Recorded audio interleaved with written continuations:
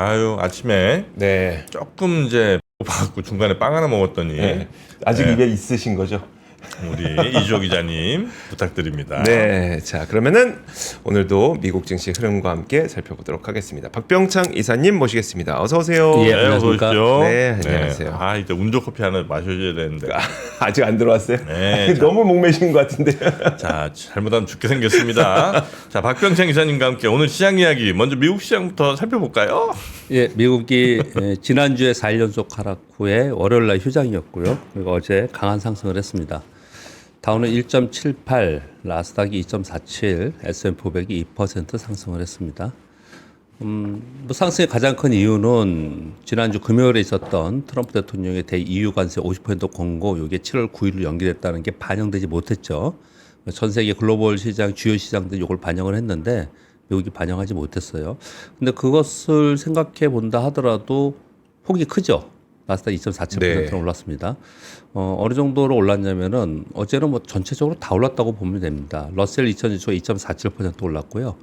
필라델피아 반도체 지수가 3.38%, 다우 운송 지수가 2% 올랐고요.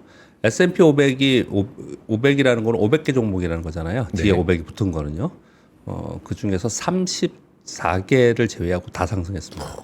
이야. 그러니까 34개 제외. 예. 그러니까 전체적으로 굉장히 큰 상승을 했다라고 보시면 됩니다. 국제 수익률이 소폭 내려간 부분들이 또 호재성으로 작용했다라는 거 하고요. 그리고 컨퍼런스 보드에서 발표하는 소비자 신뢰 지수가 85.7에서 98로 큰 폭으로 상승했다라는 거예요. 이 컨퍼런스 보드에서 요 내용을 얘기를 하기를 네.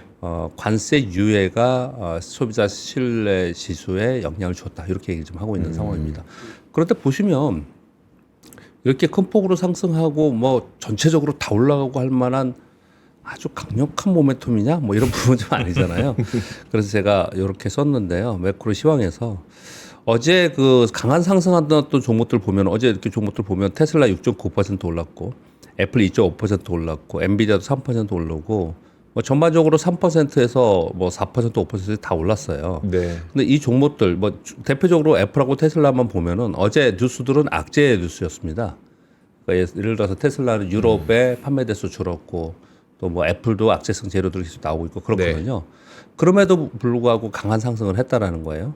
그 최근에 한두 달 동안의 시장을 보면은 미국 시장은 뭐 관세를 뭐 발표했다든지, 또는 뭐 국제 수익률이 갑자기 급등했다든지, 이런 강력한 악재들, 이런 게 아닌 상황에서는 다 올라요.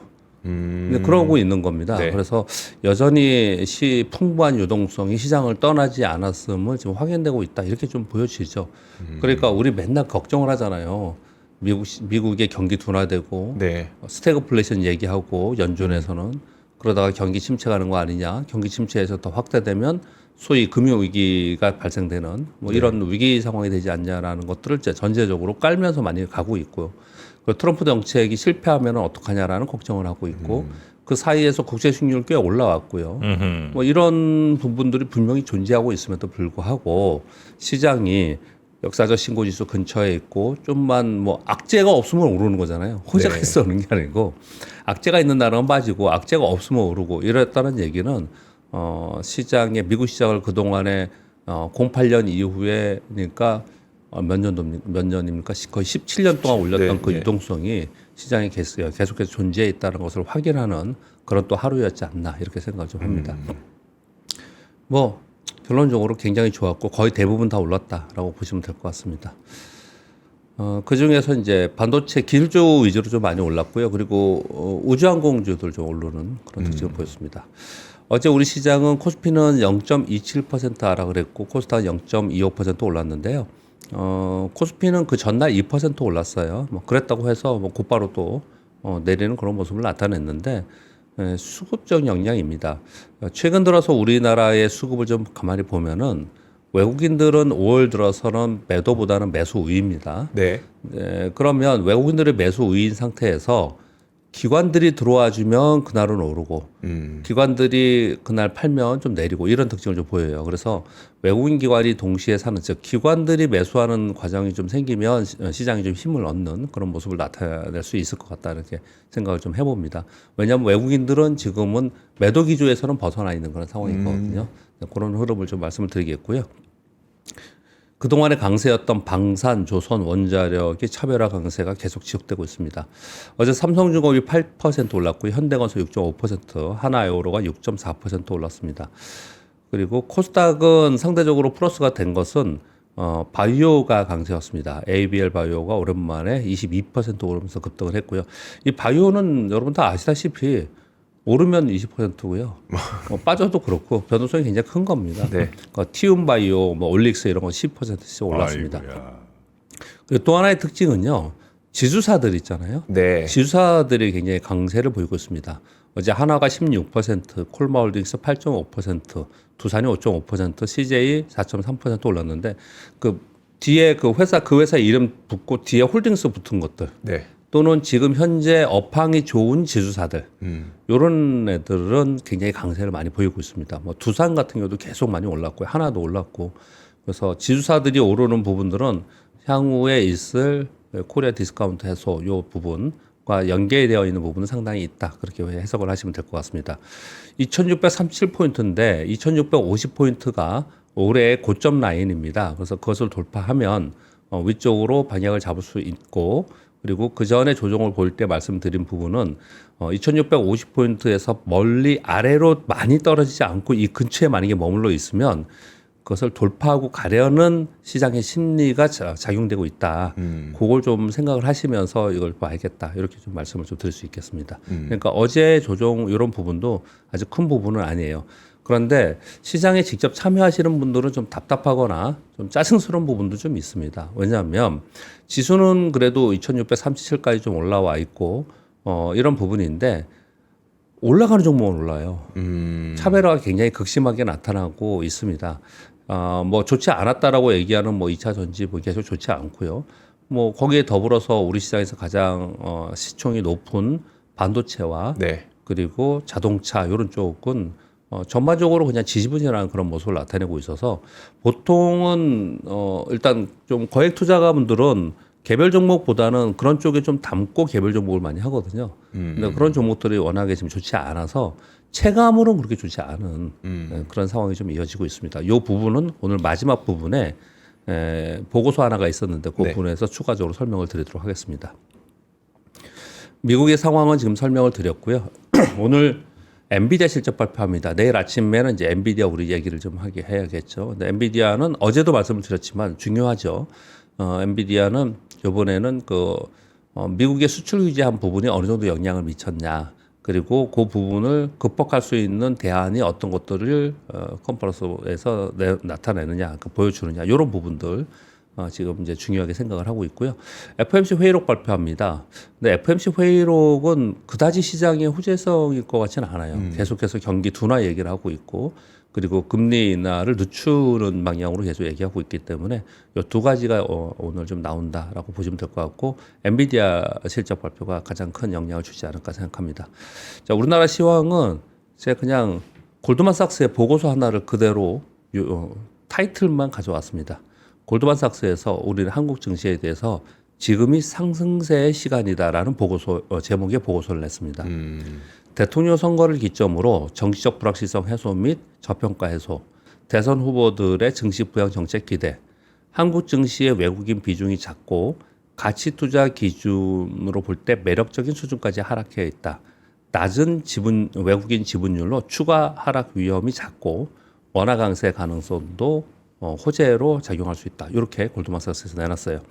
근데 우리 골드만삭스 얘기 잘 신뢰를 그렇게 크게 하지 않죠. 네. 또는 또는 우리 시장에서 하반기에 우리 시장에 대한 기대 얘기 이런 부분들이 지난 1분기에 꽤 있었습니다. 2분기 이제 조정을 보이는 동안 또는 이제 일부 종목만 가는 동안 또 이제 그게 누그러지고 별로 이렇게 큰 목소리가 없습니다. 그렇지만 시장은 하반기 기대를 상당히 하고 있어요. 다음 주에 대선이지 않습니까? 대선이 끝나고 나서의 기대를 상당히 하고 있는 그런 상황인데 저도 요 방송을 우리 교보TV 방송에서도 했고 요 부분을 아예 따로 떼어서도 방송하고 그랬거든요. 네. 댓글들은 다 뭐라 그러냐면 속지 마라. 네? 네? 또 그러냐. 우리는 알아는 안 돼가 아직 여전히 많습니다. 여전히 아직 많아요. 좋습니다. 그냥 어찌 될지 모르니 그렇지만 시장에서는 상당한 기대를 가지고 있으니 너무 한쪽으로만 생각하지 말고 네. 그렇게 보는 측도 상당히 지금 여의도에 있다라는 것들을 좀 생각하시면서 전체적인 전략 또는 내 포지션 이렇게 가져가야 되지 않을까 이렇게 생각을 좀 해보고 있습니다. 네. 골드만삭스가 지금 한국 증시가 올라갈 환경이 처해져 있다라고 말씀하신 거 이렇게 쭉 예. 보니까 그동안 박 이사님이 한국 증시의 현황, 그러니까 예. 상황 해갖고 이렇게 예. 몇 가지 수차례 해주신 거 있잖아요. 예. 그걸 예. 거의 비슷한데요. 그러니까 다 그렇게 생각을 하고 있어요. 다 그렇게 생각하고 있는데 뭐라고 표현할까요? 여기서 스타트를 하면 맞나? 이러면서 딱 붙을 건 있는데 그 전에는 이거 시황은 모르는 거니까 모르는 거. 뭐 다들 자신 있게 얘기하지 않지 않습니까? 네. 그래서 실제로 자신 있게 얘기하면 안 되는 거고요. 시황을 자신 있게 얘기하는 사람들 이제 증권맨들 있긴 해요. 네. 있긴 있는데 그거는 장사를 하기 위해서거나 뭐 이걸 뭐 어떤 뭐 특별한 이유가 있어서 그렇지 그렇게 보통 얘기를 안 하거든요. 그런데 반대로 아니라고 얘기하는 사람들 되게 많아요. 아니라고 생각하는 사람들 굉장히 많은데 네. 그러지는 말자. 왜냐하면 여의도에는요 실제로 지금 기대가 상당히 있습니다. 예, 그렇게 좀 생각을 해봤으면 좋겠습니다. 그러니까 어떤 얘기를 하는 거냐면 그러면 만약에 그렇다면 안 믿기지만 네. 좋아진다면 우리 시장이 좋아진다면 그러면 어느 섹터에 어떤 종목으로 가야 되지 이런 고민을 상당히 많이 하고 있어요. 네, 그런 부분들 말씀을 드리겠습니다. 지금도 아마 그런 댓글 없나요? 지금도 뭐 속진 않지만 믿진 않는다. 뭐 이런 댓글들이 있었어요. 그런 거죠. 대부분 그렇게 생각을 많이 하고 있습니다. 그만큼 우리 시장이 근데 예전에도 그랬어요. 예전에도 우리나라 주식을 신뢰하지 않거나 평가절하하는 거는 우리나라 투자자 뿐이다. 심지어 그런 얘기들까지 했어요. 근데 여전히 지금 그런 상황인데 좀 분위기는 바뀌어가고 있는 부분은 맞아요. 여태까지 했던 우리가 뭐 경기가 좋아져서 좋아질 거다 아니면은 뭐 외국인 수급이 있을 거다 이런 개념이 아니고 지금의 상황에서는 가장 중요하게 보는 거는 작년에 있었던 코리아 디스카운트 네. 해소 부분 이 부분이 이번에는 본격적으로 좀 나타나지 않을까 그 얘기를 되게 많이 합니다. 이걸 외도에서 그런 얘기하는 이유는요 외국인들의 문의가 있기 때문에 그렇습니다. 외국인들의 문의가 있기 때문에 그런 얘기들을 하는 거예요. 외국인들은 그러면 그런 가능성이 있는데 지금 골드만삭스에서 이런 가능성이 있다고 얘기하잖아요. 네. 그럼 외국인들이 지금 강력하게 매수하느냐? 아니에요. 보고하겠다라는 거예요. 보고 그들도. 그렇게 정도까지 말씀드리겠습니다. 네. 뉴스는 일본은행이 일본 물가가 30년 내 최고 수준까지 올랐다라고 얘기를 하면서 우에다 총재의 얘기입니다. 1.5%의 2% 수준으로 30년간의 가장 높은 수준까지 물가가 올라와 있다. 그래서 경제 성장률과 물가 상승률이 전망이 일본은행에서 전망하는 것이 실현된다는 전제하에 계속해서 정책 금리를 올려서 금융 완화 정도로 조절해 갈 것이다라는 얘기를 했습니다. 이게 지금 원래 연초에도 이런 얘기를 했고 작년에도 이런 얘기를 했었는데 이 부분이 트럼프 대통령의 관세로 인해서 시기 조절한다라고 얘기를 한 거였거든요. 근데 여전히 이 뉘앙스는 계속 있다라는 부분들은 생각을 해야 됩니다. 일본이 금리를 막 올리면서 엔화 강세가 되는 부분이 나면은 또 다른 시황으로 또 바뀌어요. 그거는 그러니까 이 부분은 시기의 문제다라고 생각이 많이 들어요. 뉴스 보면은 그렇게 말씀을 드리겠고요. 미국의 무역 적자가 중국에서 다른 국가로 무역 적자의 순위가 많이 바뀌고 있다. 이런 얘기를 지금 하고 있는 건데요. 이번 뉴스는요. 이것도 한번 한 두세 차례 전해드렸습니다. 2018년도 트럼프 1기 때 미국의 대중무역 적자는 GDP 대비 2%였습니다. 지금 현재 1%로 축소되었는데 그 과정 속에서 기타 국가들의 무역 적자의 대비는 그러니까 미국 기준으로 하는 겁니다. 2.2%에서 3.6%로 증가했다라는 거예요. 이런 일이 왜 벌어졌느냐? 미중 무역 전쟁으로 기업들이 중국을 피해서 베트남, 멕시코, 태국 등으로 공급망 재배치를 했기 때문이다. 이건 다 아는 내용이지 않습니까? 그런데 숫자로 한번 보면은 굉장히 많이 변화됐다는 걸 알 수 있습니다. 미국 기준으로 무역 적자 금액 기준으로 봤을 때 중국은 2018년도에 48% 그러니까 미국의 무역 적자 금액 전체에서 48%가 중국이었다는 거예요. 그런데 작년 2024년도에 22% 어마어마하게 많이 줄었죠. 네. 그 사이에 그러면은 작년 기준으로 봤을 때 아시아의 기타 지역은 36%, 유럽연합이 20%, 멕시코가 13%, 캐나다가 5%예요. 그러니까 가만히 우리 생각을 해보면 이번에 트럼프 2기 되어서 관세 전쟁이 트럼프 1기의 관세 전쟁이랑 다르죠. 네. 그 다른 부분들이 여기서 이 수치로 우리가 지금 알 수 있는 부분입니다. 사실 보면 유럽 연합에 굉장히 강하고 그리고 아시아 지역에 굉장히 높은 관세율을 높이는 부분들 이런 부분들은 이런 수치에서 볼 수 있다고 할 수 있습니다. 그리고 중국에서 이렇게 버티고 있었던 이유들 네. 이런 부분들도 이런 수치에서 알 수 있지 않았나 생각합니다. 어제 그 조선주가 여러 가지 그 호재성 재료들도 있었는데 어제 삼성중공업이 많이 올랐던 거는 조선주의 호재성 재료도 있었지만은 삼성물산이 갖고 있는 삼성전자 주식 그리고 삼성바이오로직스 요번에 네. 네, 그 지배구조 개선 관련해 가지고 이 지분들이 요번에 바뀌지 않겠냐라는 내용들이 어저께 있긴 있었어요. 네네. 근데 그거와 더불어서 어제 그 호재성 뉴스가 조선주에 있었는데요. 인도에서 이것도 예전에 예고가 많이 됐었던 건데 어제 발표가 됐습니다. 원유 수급을 위해서 2040년까지 원유 운반선 112척 건조 계획을 발표했습니다. 인도는 모든 선박을 자국 내에서 건조할 계획을 이미 발표를 했거든요. 그러면 자국 내에서 건설하니까 자기네들한테 좋은 거잖아요. 자기네 그 인도 조선사에. 그런데 이 내용을 읽어보시면 엔진 및 핵심 부품을 한국 기업에서 조달할 수밖에 없지 않겠냐라고 얘기를 해요. HD 현대중공업은 인도 국영 기업인 코친 조선소와 합작 조선소 설립을 지금 검토하고 준비하고 있고요.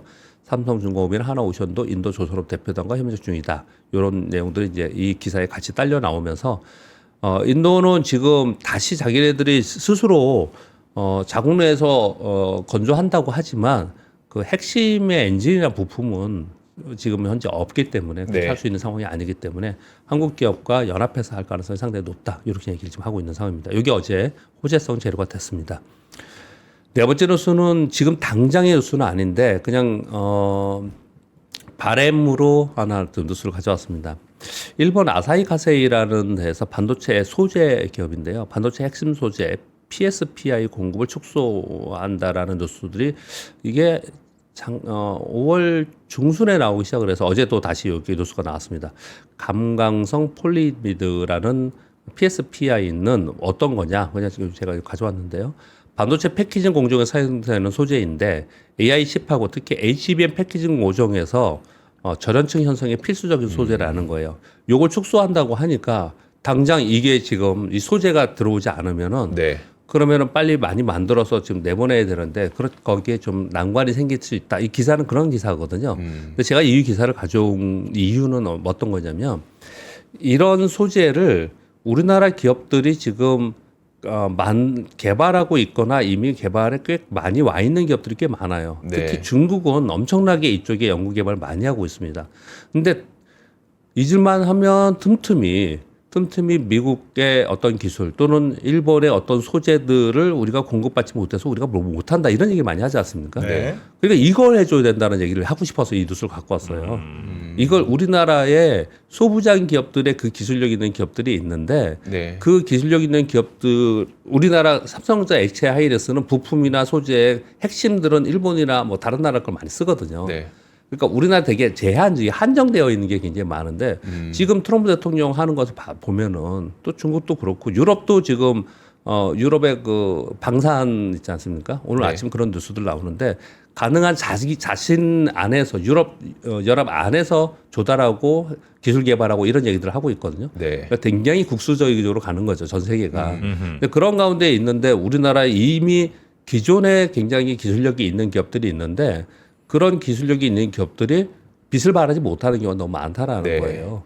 그래서 자꾸만 이런 일들이 나오는 건데 이런 데에 우리 3프로 방송은 이 업계에 계시는 분들하고 정치권도 많이 보시고 되게 많이 보세요. 네. 그러니까 진짜 해줘야 되는 게 이런 부분이다라는 생각이 들어서 이 뉴스를 한번 가져왔습니다. 네. 그리고 전기차 침투율에 대한 뉴스가 좀 있었는데요. 2024년 작년에 우리나라 전기차 전체 자동차 판매 중에서 전기차 비중이 9%. 10대 중에 한 대 정도는 전기차. 그리고 네. 여태까지 누적적으로 봤을 때 전체 차량 판매량 중에서 전기차 판매 비중이 3%라는 거예요. 근데 물론 우리랑 비교가 안 되지만 노르웨이의 작년 전기차 판매 비중은 89%예요. 유럽의 평균 침투율이 25%입니다. 다 전기차를 산다는 거예요. 새로 차 살 때. 새로, 예. 그리고 중국도 훨씬 높습니다. 근데 글로벌리 전기차 판매량이 최근에 이렇게 뉴스 잘 보시면은 전기차가 그러면 감소했냐가 아니고 전기차 판매량이 늘었어요. 늘고 있는 그런 상황입니다. 근데 우리는 전년 대비 판매량이 감소했다라는 거예요. 이유가 뭐냐? 우리나라는 전기차 충전 인프라가 거의 되어 있지 않다라는 걸 굉장히 이거를 네. 큰 문제다라고 얘기를 좀 하고 있습니다. 그래서 어제 제가 이 뉴스를 뒷부분 뉴스는 안 가져왔는데요.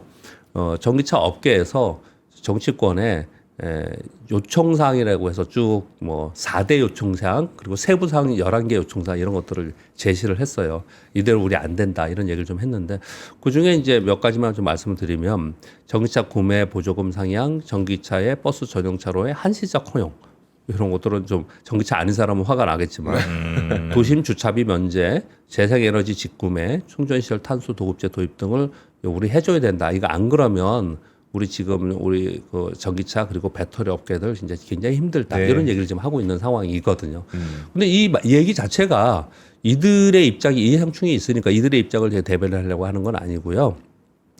우리나라 전기차 다른 나라들은 그래도 전기차의 침투율이 높아지고 있고 중국은 어마어마하게 높아지고 유럽은 당연히 그러고 있는 상황인데 우리는 그 관심에서 멀어지고 있다라는 거거든요. 네, 그 멀어지고 있다라는 부분은 왜 그러냐 봤더니 인프라를 안 하고 있다라는 거예요. 그러니까 우리나라에서만 사시는 분들은 에이 누가 전기차 타 이런 생각하실 수도 있겠네요. 근데 유럽에서 사시는 분들은 에이 누가 내연타 특히 노르웨이 같은 경우는 에이 누가 내연타 이렇게 그렇죠. 사는 곳마다 다르겠네요. 노르웨이하고는 뭐 비교가 안 되겠지만 우리나라 입장에서도 보면 최근에 차 사신 분들 네. 주변에 다 얘기 들어보면은 저도 가까운 주변에 작년에 차를 샀는데 올해 차를 샀는데 네. 보면은 이제 전기차 사도 되지 않겠냐 그런데 대부분 다 어떻게 얘기하냐면은 충전소 더 많이 들어오고 그리고 배터리 안정화 더 되고 네. 그러고 산다고 사는 사람들이 굉장히 많습니다. 우리나라는. 네. 굉장히 많아요. 그러니까 결국은 문제는 거기에 있었다는 거예요. 네, 그런 부분들을 지금 얘기를 하고 있습니다. 네. 국내 소비 심리 지수가 4년 6개월 만에 최대폭으로 이게 좀 상승했다라는 신기하더라고요. 그렇죠. 네. 여기 이거거든요. 이렇게 안 좋은데. 이거 보셨어요? 여기 보시면 이게 100 기준으로 해서 네. 100 기준으로 해서 여기서 이제 올라가면 소비 심리가 좋아지고 아래로 들어가면 굉장히 안 좋고 이렇게 얘기 좀 하고 있는데 여기 지금 갑자기 이렇게 타고 튀었지 않습니까? 네. 그런데 이제 이유는 이거라는 거예요. 미국에서의 상호관세 유예에 대해서 굉장히 불안했다가 좀 좋아졌고 그리고 추경 편성한다라는 내용이 좀 있었고 새 정부 출범에 대한 기대감 그리고 새 정부가 출범되면은 경제 정책에 대한 기대감이 있다 이런 얘기를 하는 거거든요. 근데 뭐 이게 이유인 것 있나, 같은데 이게? 이렇게까지 튀어? 이거는 이런 것 같아요. 워낙에 안 좋았기 때문에. 이거 워낙 안 좋은데. 네. 그럼 소비자들이 지금 이제 그래도 상호관세가 유예됐고 네. 또 추경도 나올 거니까 네. 이제 좀 소비를 좀 해보. 이 생각을 나는 절대 안 할 것 같은데. 이게 심리주잖아요. 네. 아까 제가 우리 시장에 대한 기대치가 있다라고 말씀드렸잖아요. 네. 그런 개념이죠. 야, 그런 그래요? 개념이죠. 이거 심리지수니까. 네. 심리지수니까 새 정부 들면은 좀 나아지지 않겠어? 뭐 이런 심리가 작용이 된 거죠. 이 부분에 대해서는요. 네. 그리고 여튼 소비자 심리 지수가 4년 6개월 만에 최대 상승을 폭으로 했다. 최대 폭으로. 최대 절대 수치가 최대가 아니고 올라간 폭이 최대. 네. 그렇게 지금 되었다고 하고요. 그리고 요거 아까 공 기자님 전해주셨습니다. 한전에서 제11차 장기 송변전 설비 계획을 발표했습니다. 10차 계획보다 투자 금액이 29% 증가한 73조 원 규모이고요. 전기 고속도로를 깔고 반도체 산단에 전력 공급한다는 내용이 포함되어 있습니다. 그래서 호남 서해안에서 생산된 전기를 수도권 용인 반도체 클러스터에 보내는 전기 고속도로를 준공하겠다는 내용들이 들어있어서 그동안에 계속 이 업계에서 얘기했던 그리고 걱정했던 부분들을 진행을 한다고 하고 있고요. 이런 부분들이 나오면은 해외에서는 이미 이런 부분들이 계속해서 진행이 되고 있었지 않습니까? 근데 국내에서도 이런 것들이 있으니까 우리 세 명에서 맨날 얘기했듯이 결국은 숭배전이랑 전력 인프라 이런 부분들은 지금 결국은 대세로 당분간 가지 않겠냐 그런 것들을 계속 보여주고 있습니다. 네. 그리고 하이브의 예. SM 엔터 요거 얘기 잠깐 뉴스에서 하긴 아까도 했는데요. 잠깐 했었지 않습니까? 네. 그래서 약간 걱정된다고 해서 그냥 잠깐 언급을 하고 공장님 가셨는데요. 하이브에서 SM 엔터 지분 전략을 텐센트에 매각한다라는 공시를 냈습니다. 약 221만 주, 9.38%고요. 주당 11만 원, 2,433억 규모를 텐센트 뮤직에 매각한다는 겁니다. 여기에 함의되는 게 몇 가지가 있어요. 우리가 생각을 해볼 때 어떤 거냐면요. 첫 번째, 하이브에서 SM 엔터 지분 지분 경쟁하고 샀을 때 낮게도 샀지만 높게도 사고 그래서 평균적으로 약 12만 원 정도에 샀습니다. 네. 근데 11만 원에 팔잖아요. 그때는 왜 그렇게 난리를 쳤지? 조사까지 받아가면서. 네. 그렇죠. 아 그러네. 예. 진짜. 그런 생각이 들잖아요. 아, 이거 뭐, 이익 남는 것도 아닌데 왜 이렇게 팔았지 근데? 뭘 할래다가 안 됐나? 아니, 내용은 있습니다. 뭐 이제 주력 사업에 집중한다 뭐 이런 집중한다. 뭐 이런 내용은 뭐 그렇게 나와 있어요. 나와 있는데. 그리고 또 한 가지의 여기에 우리가 봐야 될 이제 포인트는 뭐냐면요. 텐센트 뮤직은 카카오와 카카오 뮤직에 합산해서 41% 갖고 있고요. 그리고 SM은 요번에 9.3% 이대 주수고요. YG 엔터는 4.6% 갖고 있고 카카오 엔터는 4.6% 갖고 있어요. 아까 공 기자님이 마지막에 약간 찝찝하다라고 생각하는 네. 이런 거예요. 그래서 텐센트는 그래서 중국과 한국의 이 부분의 엔터 부분에 서로 뭐 협력 사업을 고려하겠다 뭐 이런 얘기들을 지금 하고 있는 상황인 거죠. 네. 근데 결국은 어찌 생각해 보면 이쪽에 주식을 갖고 있거나 이쪽 사업에 가 있는 분들은 우리나라보다도 중국의 시장을 어마어마하게 크잖아요. 네. 그러니까 시장 진출의 기회가 될 수 있는 부분이 있지만 또 우리의 강점이었지 않습니까? 이 기업들이. 네. 근데 우리 강점을 갖고 있는 이 기업들의 지분이 상당 부분 또 중국에 넘어가는 거다라는 쪽으로 생각하시는 분들도 상당히 있는 거예요. 그래서 저는 뭐 처음에는 근데 이 뉴스를 딱 보면서 아니 정말 우리 3프로에서도 며칠 동안 이 얘기를 하면서 아침 네. 귀한 시간에 그렇게까지 막 했는데 아주 그냥 가볍게 이렇게 그냥 넘기나 뭐 이런 생각이 좀 됐습니다. 네. 자, 그리고 9번 뉴스가 이제 오늘 좀 말씀드리고 싶었던 뉴스입니다. 하나증권 보고서가 하나 나왔는데요. 한번 생각해 보자는 거. 이것도 이견이 있을 수 있습니다. 여러분들도요. 그냥 저는 아침에 이런저런 뉴스를 전해드리면서 다각도로 봐야 되기 때문에 말씀을 좀 드리는 겁니다. 지금 이제 5월 말입니다. 이제 6월을 앞두고 있지 않습니까? 6월은 어떤 달이냐면요. 기관 투자가들의 상반기 성과 평가를 하는 상반기 클로징을 하는 달이에요. 네. 그러면 당연히 윈도우 드레싱 효과가 있겠죠. 네. 이 부분이 첫 번째가 있고요. 두 번째, 2분기, 3분기에는 특히 2분기에는 1분기에 시장이 확 오르고 전체적인 기대감이 있다가 컨센서스를 2분기에부터 낮춥니다. 그러면서 실제로 실적 성장이 되는 기업들은 아주 많지 않아요. 그런 섹터나 종목들이 이렇게 많지 않아요. 연속적으로 이렇게 좋은 기업들이. 그래서 그쪽으로 계속 쏠림 현상이 나타날 수밖에 없거든요. 이 설명을 왜 이렇게 하냐면요. 어제도 그랬지만 최근에 보면은 정말 가는 종목만 계속 가요. 그냥 신고가 났는데 신고가에서도 갭 상승해하고 10% 20% 가고 이런 일들이 벌어지고 있거든요. 네. 가지고 계신 분들은 굉장히 해피한 케이스예요. 근데 어떤 얘기들을 지금 하는 거냐면 이런 현상이 강화되는 5월 말 되고 6월 돼서 강화되는 이유가 6월 상반기가 끝나기 때문에 그랬을 가능성이 상당히 있다라는 거예요. 그런 부분도 한번 고려해 보자는 얘기를 하는 거예요. 왜? 이제 기관들이 갖고 있는 것들을 최대한 수익률을 끌어올려서 네. 그쪽에서 상반기 평가를 끝내야 되기 때문에 이런 일들이 있는 계절성 이유도 있다라고 설명을 하는 거거든요. 그리고 뭐 이 부분이 이 하나증권 보고서만이 아니고 대부분 여의도에서 그렇게 생각을 많이 합니다. 그런 네. 얘기를 그냥 하는 거예요. 그래서 6월부터는 기관의 과매수 종목에는 좀 주의할 필요가 있지 않냐라는 얘기를 좀 하는 거예요. 그리고 만약에 그렇다면은 하반기에 시장이 어떨지 모르겠지만 만약에 하반기에 시장이 있고 그러니까 좋은 모습이 좀 나타나고 그렇다면은 지금 요번 2분기에 시장은 좀 미적미적 됐는데 1분기에 우리 시장은 좋았고 2분기에 미적미적 됐잖아요.